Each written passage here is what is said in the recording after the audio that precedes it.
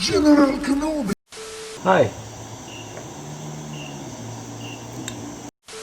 So yours truly is Shafiq. You can call me James. Why? Does it even matter? Alright, so this video will be under 2 minutes. We are here to answer a question for fluid mechanics. How can a river flow downstream with a significant velocity even though the slope of surface is so small that it could not be detected with another level? They ask you how you are, you just have to say that you're fine when you're not really fine, but you just can't get into it because...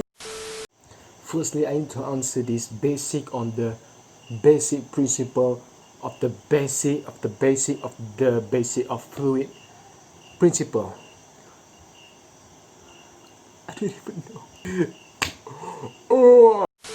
So my answer is it is because the gravity exists even though it doesn't seem like a slope. It may be like maybe it's a plane, but still the gravity exists. So unless it's moving upwards, it's always have a velocity going downhill, downstream. So what is a river?